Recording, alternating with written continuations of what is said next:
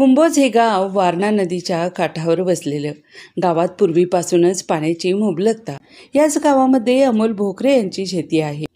ते व्यवसायानं अभियांत्रिकी विद्यालयामध्ये प्राध्यापक आहेत, पण त्यांनी आपल्या अभियांत्रिकी अनुभवाचा पुरेपूर वापर करून आपल्या शेतामध्ये 93 टनांचं भरघोस असं उत्पादन घेतलंय.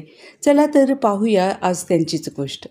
4 ते 5 वर्षापूर्वी अमोलदादांच्या वडिलांचं प्रदीर्घ आजारानं निधन झालं. यामुळं आपल्या वडिलोपार्जित 10 एकर जमिनीच्या व्यवस्थापनाची संपूर्ण जबाबदारी अमोलदादांच्या खांद्यावर येऊन पडली.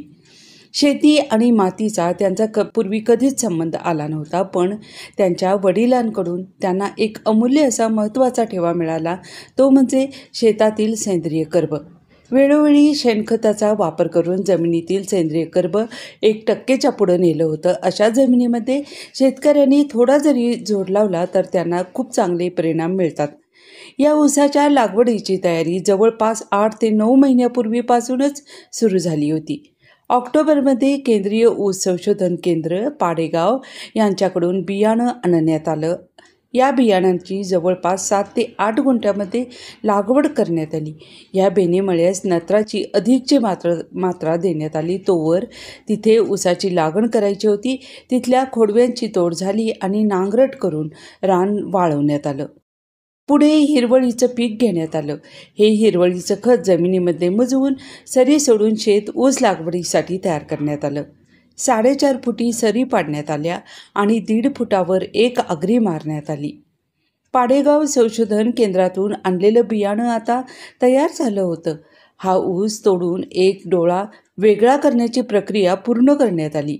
डोळ्याचा खालील भाग जास्त आणि डोळ्याचा वरील भाग कमी ठेवून तोडण्यात आला, कारण डोळ्याला जिवंत राहण्यासाठी लागणारी साखर ही कांडीच्या खालच्या भागातून उपलब्ध केली जाते.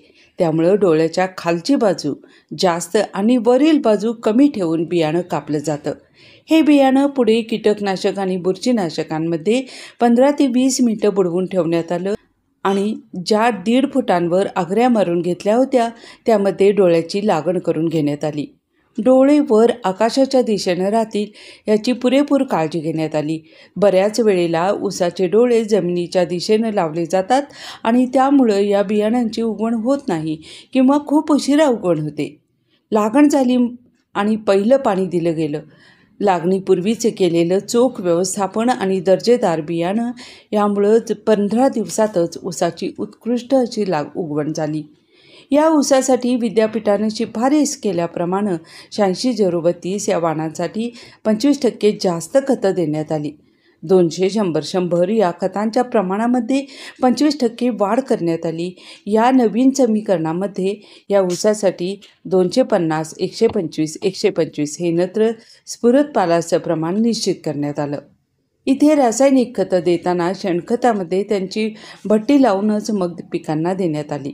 जी रासायनिक खतं विद्राव्य आहेत ती ठिबकद्वारे जमिनीमध्ये देण्यात आली आणि जी रासायनिक खतं विद्राव्य नाहीत ती मात्र शेतात विस्कटून देण्यात आली.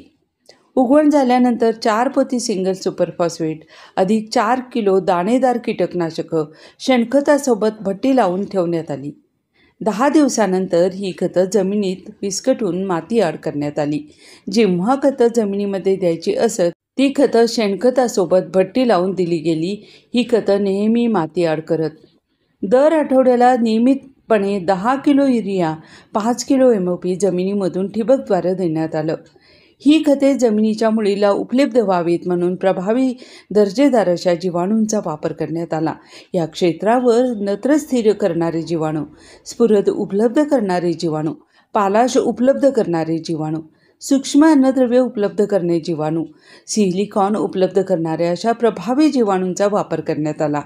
ऊसाच्या वाढीसाठी विशेष काही प्रयत्न करण्याची गरज मात्र भासली नाही. कांडी लागण केल्यानंतर 45 दिवसात फुटवे फुटू लागले. 90व्या दिवशी बाळभरणी झाली आणि 120व्या दिवशी पक्की भरणी झाली. ऊसाची वाढ खूप जोमदार होती.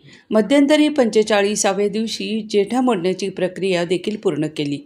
फुटव्यांची संख्या चांगली होती आणि वाढ ही चांगली होती. जीवाणूंचा वापर केल्यामुळं 2 पेऱ्यातलं अंतर खूप चांगलं वाढलं. पानांची रुंदी वाढली, त्यामुळं ऊस देखील जाड होत होता. मध्यंतरी पोक्का बोईंग रोगाचा प्रादुर्भाव झाला, त्यावेळेला बुरशीनाशकाची एक फवारणी घेण्यात आली. मे महिना येऊपर्यंत परिसरातील शेतकरी अडसाली बियाणांसाठी या ऊसाची चौकशी करू लागले. काही ठिकाणी ऊस 15 कांडीवर होता, तर काही ठिकाणी 18 कांडीवर ऊस तयार होता. बियाण्यासाठी 12 ऊसाची एक मोळी 100 रुपयाला विक्री करण्यात आली. त्यामुळं एकरी 3 लाखाची मिळकत झाली. बेणे मळ्यासाठी 5 एकरातील 3 एकर ऊस तोडण्यात आला. उर्वरित 2 एकर ऊसामधील ऊस पावसाळ्यात येणाऱ्या वाहतुकीच्या अडचणींमुळं तसाच ठेवण्यात आला होता. यावर्षी पाऊस खूप चांगला झाला.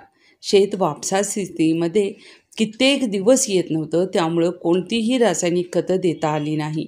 पूर्वीच वापरलेली रासायनिक खतं थोडी थोडी पिकास उपलब्ध होत होती. प्रभावी अशा जीवाणूंनी काही महिने किल्ला चांगलाच लढवला.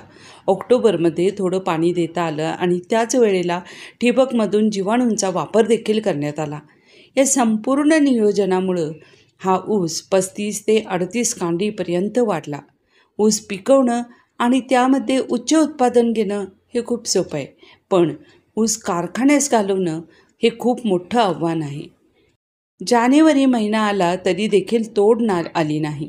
शेवटी काही मजूर आले, त्यांनी ऊस जाळून तोडण्यास संमती दिली. एवढा सुंदर वाढलेला ऊस कारखान्यास घालवण्यासाठी जाळावा लागतो ही बाब मनावर दगड ठेवून स्वीकारली. शेवटी ऊस जाळण्यात आला आणि कारखान्यास त्याची तोड झाली. हातात वजनाच्या पावत्या आल्या. 2 एकरमध्ये 187 टन म्हणजे एकरी 93 टन एवढं भरघोस उत्पादन हाती आलं. सुरुवातीपासूनच ऊस तुटेपर्यंत 84,000 एवढा खर्च आला आणि मिळकत आली 2,88,000 एवढी. एकरी 2 लाख रुपये निव्वळ नफा राहिला. त्यांनी 2021मध्ये शेतीची बाराखडी गिरवायला सुरुवात केली होती आणि मागील 3 वर्षांमधून एका मागून एक अपयश पचवलं. कोणत्या चुका केल्या आहेत याचा त्यांनी सखोल अभ्यास केला. 4 वर्षाच्या प्रयत्नानंतर लक्ष्मी प्रसन्न झाली. या 4 वर्षात अमोलदादांनी ज्ञानार्जनानं सरस्वतीची पूजा केली आणि 4 वर्षांनी लक्ष्मीचं आगमन त्यांच्या घरी झालं. आपल्या पुराणातली सरस्वती आणि लक्ष्मीच्या गोष्टी खऱ्या आयुष्यात कशा काम करतात हे या उदाहरणावरून समजतं. ज्ञानार्जनामुळं सरस्वती प्रसन्न होईल आणि सरस्वतीसोबतच लक्ष्मीचं देखील आगमन होतच राहील. जय हिंद.